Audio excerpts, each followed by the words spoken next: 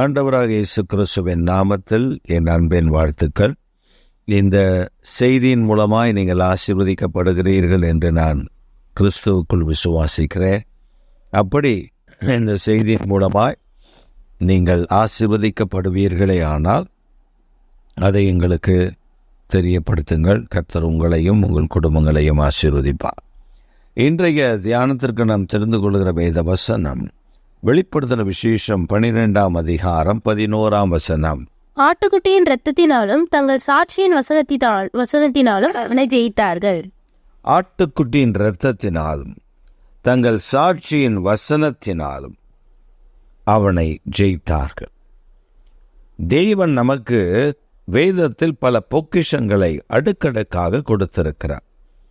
வெண்கல கதவுகளை உடைத்து இருப்பு தாழ்வுகளை முறித்து அந்த காலத்தில் உள்ள பொக்கிஷங்களை ஒளிப்பிடத்தில் உள்ள புதையல்களை நான் உனக்கு தருவேன் என்று வாக்கு பண்ணின கர்த்தர் இந்த பொக்கிஷமான வார்த்தைகளை கர்த்தர் நமக்கு தந்திருக்கிறார். ஆட்டுக்குட்டியானுடைய இரத்தம் அப்படின்னா இயேசு கிறிஸ்துவின் இரத்தம், அடிக்கப்பட்ட ஆட்டுக்குட்டியானவர் இயேசுவே.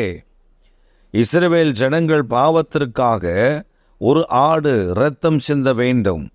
அந்த ஆட்டை முழுமையாக இரத்தம் சிந்த அந்த ஆட்டை முழுமையாக பாளையத்துக்கு புறம்பாக கொண்டு போய் அதை எரித்து அதன் சாம்பலை கொண்டு வருவார்கள். அதன் இரத்தத்தை கொண்டு வந்து அதை பலிபீடத்திற்கு அடியிலே ஊற்றுவார்கள். இப்படி பல வழிமுறைகள் இருக்கிறது. ஆனால் இயேசு கிறிஸ்து அப்படியாக பாளையத்திற்கு புறம்பாக அவர் அடிக்கப்பட்ட ஆட்டுக்குட்டியை போல அங்கே கொண்டு போய் வாய் திறவாதிருந்த கர்த்தர் அவரை சிலுவையில் அறைந்தார்கள். அவரும் அடிக்கப்பட்டார். ஏன் அடிக்கப்பட்டார்? அவர் சிந்தின இரத்தத்தினால என்ன நடந்தது? அவர் சிந்தின இரத்தத்தினால பாவங்கள் கழுவும்படி, பாவங்களை மன்னிக்கும்படி, பாவங்களை கழுவி சுத்திகரிக்கும்படி அவருக்கு அதிகாரம் கொடுக்கப்பட்டது. இயேசு கிறிஸ்துவின் இரத்தம் சகல பாவங்களை நீக்கி நம்மை சுத்திகரிக்கும் என்று வேதம் சொல்லுகிறது. இந்த ஆட்டுக்குட்டியானுடைய இரத்தம்தான் சிலுவையில் ஒரு பெரிய வெற்றியை தந்தபடியினாலே அங்கே வேதம் சொல்லுகிறது, ஆட்டுக்குட்டியின் இரத்தத்தினாலும் தங்கள் சாட்சியின் வசனத்தினாலும் அவனை ஜெயித்தார்கள். இயேசு கிறிஸ்துவின் இரத்தத்தினால தேவனுடைய பிள்ளைகள் அவருடைய வசனத்தின்படி தங்களை சாட்சியாக காத்து கொள்வதனால பிசாசை ஜெயித்தார்கள் என்று அங்கே வேதம் நமக்கு தெளிவுபடுத்துகிறது. அப்போ நம்ம ஜெயிக்கிற காரியத்தை கர்த்தர் நமக்கு கட்டளையிட்டிருக்கிறார். ஜெயிக்கும்படி கர்த்தர் நம்மை அழைத்திருக்கிறார். ஜெயிக்கும்படி கர்த்தர் நம்மை வேறு பிரித்திருக்கிறார். ஜெயிக்கும்படி கர்த்தர் நம்மை ரட்சித்திருக்கிறார். ஜெயிக்கும்படி அவர் நமக்கு வெற்றியை தரும்படி நம்மோடு கூட இருந்து நமக்கு ஜெயத்தை கட்டளையிடுகிறார். அப்போ ரெண்டு விஷயங்களை நாம் கவனிக்கணும். ஒன்று, ஆட்டுக்குட்டியாருடைய இரத்தம், இயேசு கிறிஸ்துவின் இரத்தத்தை சத்ருக்கு விரோதமாக பயன்படுத்த நமக்கு தெரிய வேண்டும். எப்படி பயன்படுத்துவது? முதலாவது, உங்களையும் என்னையும் ஒவ்வொருவரும், நாம் ஜெபிக்கிற ஒவ்வொருவரும் இந்த இயேசு கிறிஸ்துவின் இரத்தத்தினாலே நம்மை மூடி மறைத்து காத்து கொள்ள முடியும். அப்படி ஆவியாத்ம சரீரத்தை இரத்தத்தினால மூடி மறைக்கும் பொழுது அவருடைய வசனத்தினாலே நாம் நம்முடைய சாட்சிகளை காத்து நடவும் போது அந்த பிசாசுடைய கிரிகளை நாம் ஜெயிக்க முடியும். இது ஒரு ஹிண்ட்ஸ் தான். இந்த பகுதி ஒரு ஹிண்ட்ஸ் தான்.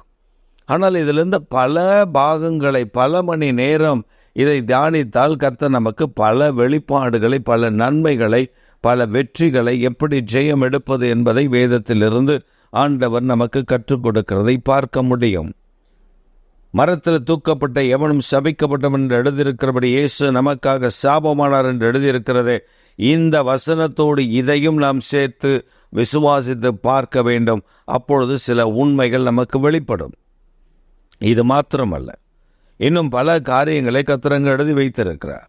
மாம்சத்தோடு இரத்தத்தோடு நாம் போராடி கொண்டிருக்கிறோம். மாம்சத்தோடு இரத்தத்தோடு நமக்கு போராட்டம் அல்ல.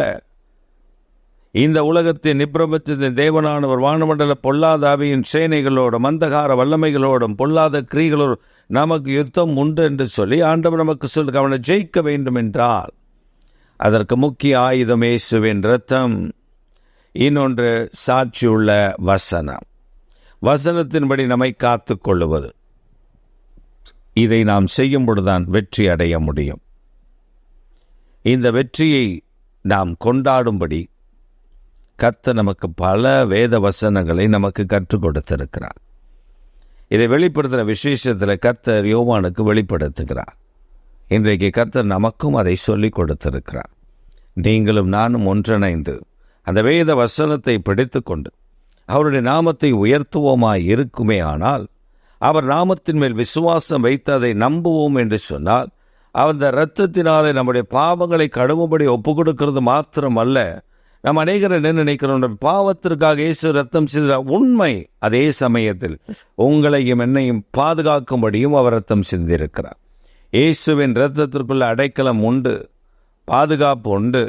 அரணான கோட்டையாய் அது மாறிவிடும். சத்துருடைய வல்லமைகள் விலகி ஓடிவிடும். எப்பொழுது அது நமக்கு அரணாய் மாறும் தெரியுமா? வேத வசனத்தின்படி நம்மை சாட்சியாய் காத்து கொள்ளும் பொழுது. இதை கர்த்தர் நமக்கு பெரிய நன்மையினால் நிரப்பி நம்மை ஆசீர்வதிக்க போதுமானவராய் இருக்கிறார்.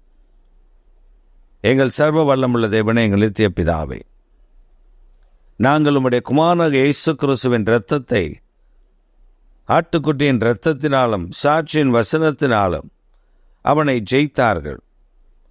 அந்த ஜெயத்தை நாங்கள் பெற்றுக்கொள்ளும்படி உம் இரத்தத்தினாலும் சாட்சியின் வசனங்களினாலும் நாங்கள் ஜெயிக்க எங்களுக்கு கற்றுத்தருவீராக.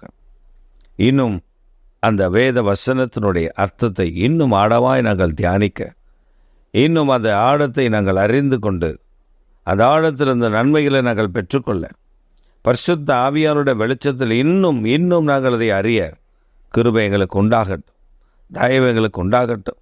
இந்த செய்தியை கேட்கிற ஒவ்வொரு பிள்ளைகளுக்கும் அந்த நன்மை இறங்கி வரட்டும். இரக்கம் பாராட்டும், கிருபையினால் நிரப்பிவிடும்.